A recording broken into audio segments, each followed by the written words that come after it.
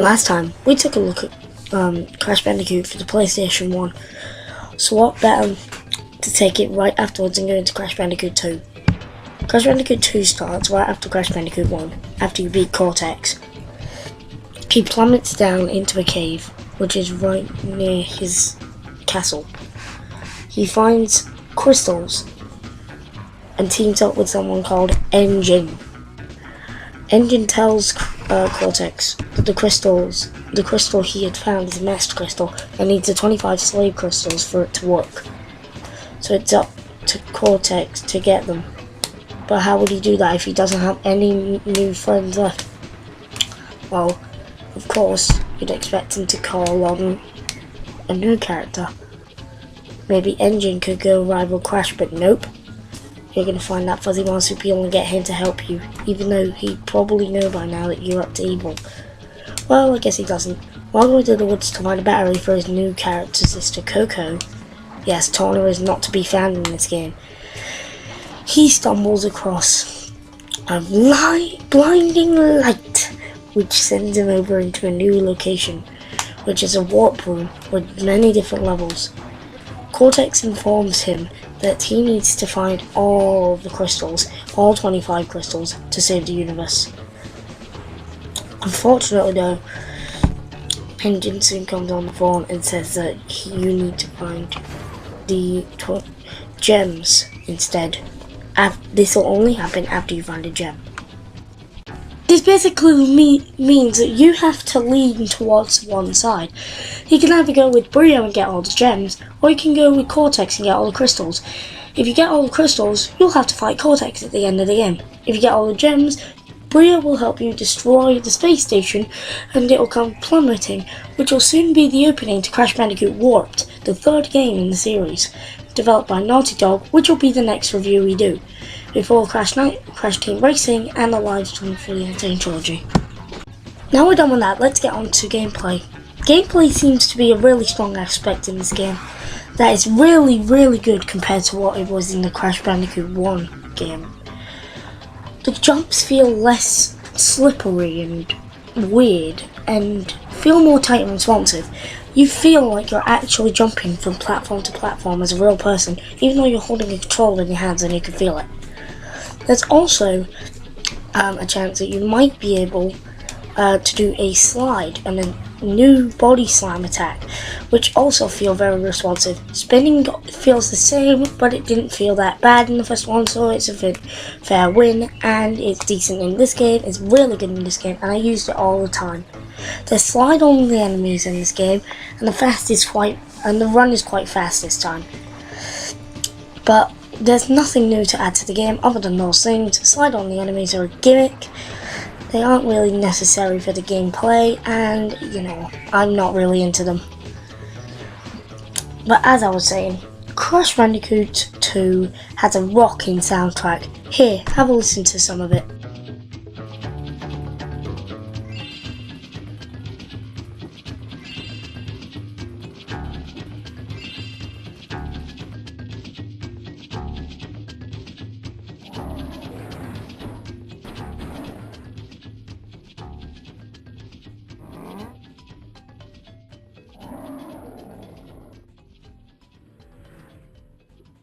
Now we move on to the bosses. The bosses are recruited by Nitrous Brio to stop you in your path from getting the crystals. The bosses include Tiny Tiger, Ripperoo, Komodo Bros, and many more which I shall not spoil for you. All the bosses in this game are better than the originals. Unfortunately though, I did really enjoy the Ripperoo fight a lot more. There could have been a lot more to the Ripperoo fight, but they never did anything with it, so it kind of, to me, seems a bit bland. In the first game though, they tried their hardest to make the bosses great, but they never were great. The level design in this game, in general, was actually really decent. There's levels where you have to backtrack, but that was also in the first game. It's not as good as the first game's backtracking, I can tell you that much now. It feels wrong when you're backtracking, because the game doesn't incentivize backtracking, it incentivizes platforming. But there's a very little platforming emphasis here. Unfortunately though, that doesn't stop the game from getting a high score. Crash Bandicoot 2, very enjoyable. I took a lot of things under the wing with this game, and the series in general. This game was the third game I played on the PS3. Yes, or a Crash game on the PS3. This was the third game I played because I played Crash Bandicoot Team Racing, then this game, then Warped. It's very nice, very cool, and I didn't even get onto the graphics, man. Jeez. So new characters, Engine, Komodo Bros, and many others. Let's get this right. All the characters are nice. They all look great. They all look great, actually. Ripperoo looks amazing. Tiny looks amazing. Crash has a newer model, actually, which is based off of the old model. Just a few modifications have been made to it.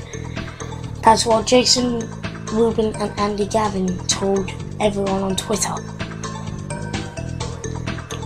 Crash Bandicoot and Sane Trilogy better look good.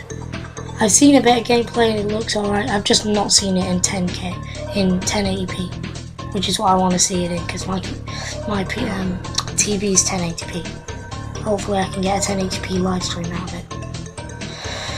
But yeah, the game itself is good. Way better than the first one.